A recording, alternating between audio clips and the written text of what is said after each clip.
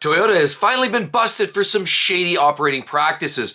While customers just want a fair shake when they buy their next new car, unfortunately Toyota, in certain circumstances, in certain dealerships, have taken advantage of the very trust that a lot of customers have for them. We've heard stories of where they've had to compensate through fines up to $60,000 because of shady practices of not selling what exactly was advertised. And another case here in Quebec in Canada, they were fined $12,030 because of some shady practices. They were tacking on an extra $599 for every transaction, quoted as the IPT advantage. Call that for what it is. So they've been charging extra on top of the price of every single vehicle that they sell or shoes out the door. Finally, somebody got a hold of it, had enough is enough, reported it, and now unfortunately they're on the hook. Unfortunate for Toyota. Fortunately for the customers, they've finally been called out.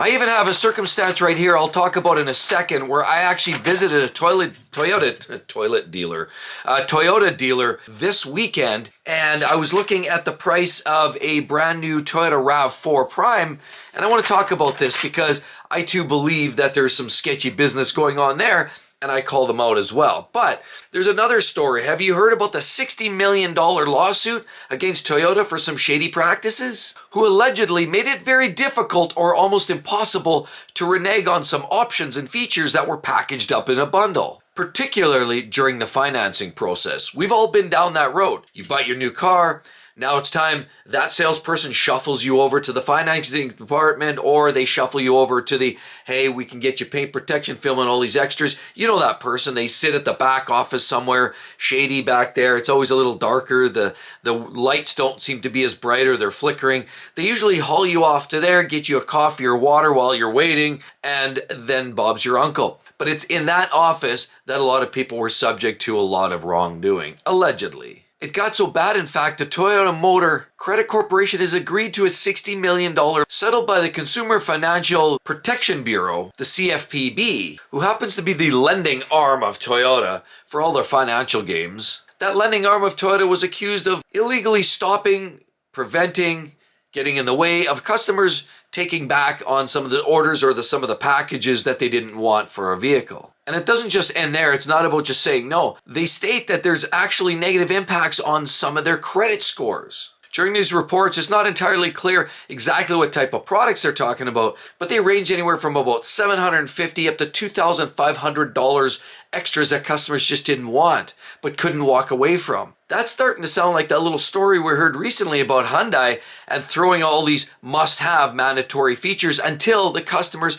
went and reported it to the press, and of course then they reneged. The dealership of course reneged on those costs, but only after there's some significant pushback and a reputation that was bearing down on them. Some of the Toyota dealerships allegedly fibbed to people saying that these were mandatory options that they couldn't walk away from. But we've heard this story time and time again, and I can't help but express that customers, when they're shopping, they really have to ask every single line item on these invoices what they mean and why are they there. You have to ask those questions. So apparently there was a total of about 118,000 customers that called the dead end hotline between the years of 2016 and 2021, according to the regulators. Now, thanks to Motor One, they did comment that Toyota did not admit any wrongdoing, although they don't dispute any of the conditions of the settlement. As a matter of fact, about $12 million went directly to the fines, and about $48 million went directly to the customers who got hosed over this arrangement. I looked up deceptive in the dictionary, and unfortunately there was no real description other than it showed a picture of a car dealership.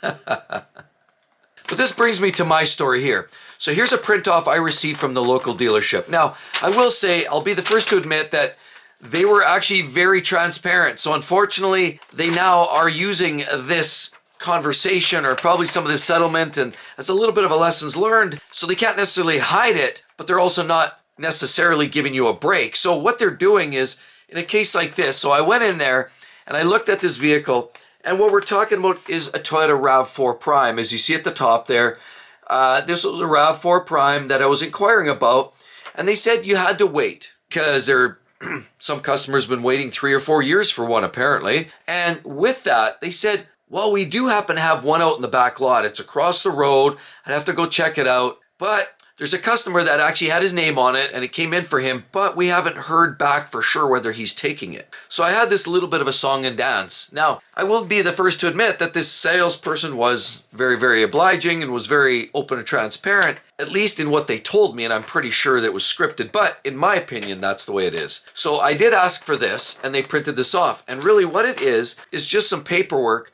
on the total price of the vehicle, the sticker, the GST, and the basics. And then they have a subtotal down at the bottom that they call accessories. Now, take a quick look at that. They have this accessories department here. And if you look at the price, they've charged an extra $11,000 for these items. And essentially what it equates to is a bunch of paint protection film, A-pillar, bumpers, mirrors, door handle cuffs, all those little areas. I can't believe it, folks. We literally just did that paint protection film. We bought ourselves a brand new Camry about 2 years ago now, at 22. We picked this car up.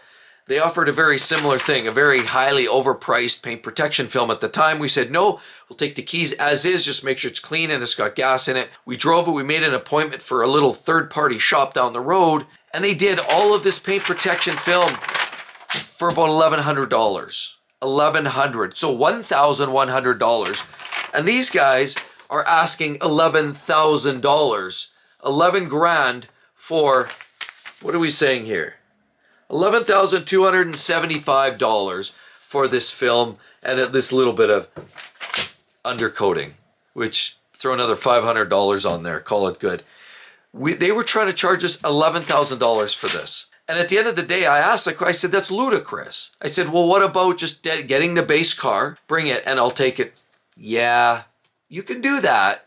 So what they basically said is, you can do that, anybody can do that, but you'll probably be on the back of the list, and we already have customers that are waiting for 4 years, 3-4 years, to get their RAV4 Prime, which they don't have yet. And we're not sure when that is. And so I struggle with this because I truly believe there's more behind this game. So entertain me here for a second. This is what I personally think is going on.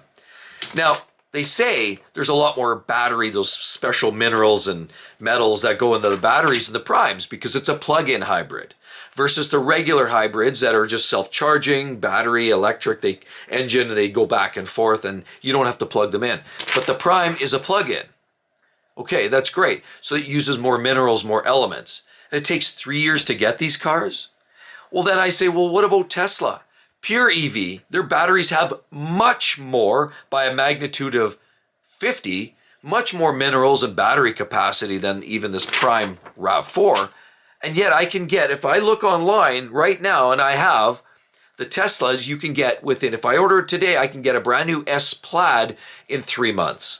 Brand new S Plaid, which has the biggest battery capacity in Tesla's lineup today. So the idea that the batteries are the holdup by Toyota doesn't sit well with me. And I personally think this is, in my opinion, allegedly, some shady operating practices. Now, it's good that some of these dealers are starting to get caught with the $60 million for the settlement, regarding the financial arm of Toyota, or this $12,000 hit in Quebec, or the $60,000 hit by these other vendors in the US. It's good to see that some of these manufacturers are getting busted with these. But what's unfortunate is there isn't enough resources to go around. And we've all seen these shady dealer practices over and over and over again. Or other practices, for example, like, you've come in, get you a rate, in-house finance rate or lease rate on your vehicle, tell you it's 7.99%, but they go in-house and they know that they can get it for 4.99 themselves, and they top up that 3% for their own pockets. It's just, there's so much of this stuff going on right now. So I called them out. I said, let me look at this, because I was also looking at the Lexus 450 Plus, which is the same platform as the RAV4 Prime. And it feels like there's no crossover. You go sticker 450 Plus Prime, and you go with this little markup jobby, and you're overlapping. You're actually into territory of, you're paying potentially more for a RAV4 Prime than you are a base 450 Plus Lexus. Something's broken here, folks. Smells like crap, and I don't know who let it go, but this is clearly a problem, and the dealers are still playing the games. Now, we think that this whole, car and truck and SUV crisis is over. This stuff is still going on, folks. Don't forget it. But just know that there are people looking at it. There are hotlines. If you feel like you're being hard done by, you know what, definitely drop a line to me. I'd love to hear your stories. If you've ever been hosed like this, or you're currently in a position of getting hosed, please email me personally, exoticcarplayplace@gmail.com. Please let me know what you're going through, because I think this is going on in a lot wider abundance. Or even drop it down in the comment section below. I'd really love to hear your storyline, because people are getting it, you know, dry, so to speak. And unfortunately, we've got to put a stop to some of this. So anyway, like to hear your thoughts below as well. Make sure you check out that video. Some of the best buys for 2024. Yeah, there are some incentives. There are some deals out there. You just got to shop around. Hope to see each and every one of you on the next one. See you real soon. Bye-bye.